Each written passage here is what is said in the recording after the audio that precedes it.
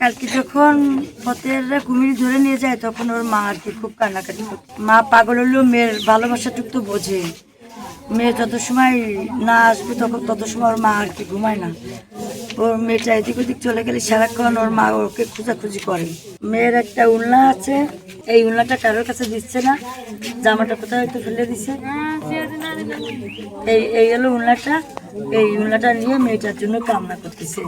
পাগল হলেও তো সে মা, সে তো বুঝতেছে যে আমার সন্তান আমার পাশে নেই। দিঘিতে ফাতেমা নামে একটা 8 বছরের শিশুকে কুমিরে নিয়ে গিয়েছিল।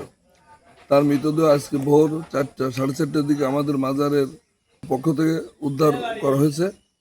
এবং যদিও প্রশাসনের লোক সারা রাতই ছিল, কিন্তু ভোরবেলা আমাদের খাদেমরাই আমরা উদ্ধার করেছি। এখন প্রশাসনের লোক আছে এবং আমরা এখনই একটু পরে হয়তো, যেহেতু মেয়েটা মুসলমান, আমরা সৎকারের ব্যবস্থা করব।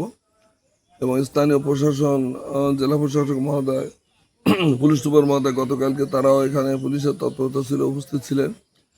আমরা অচিরে খান জাহানের মাজারে আগত যত দেশি বিদেশি মেহমান, তাদের নিরাপত্তা নিশ্চিত করে কিভাবে কুমির রাখা যায় বা কুমিরকে সংরক্ষণ করা যায় এ ব্যাপারে আমরা ব্যবস্থা নেব। আপনাদের সহযোগিতা চাই যাতে আর দুর্ঘটনা না ঘটে।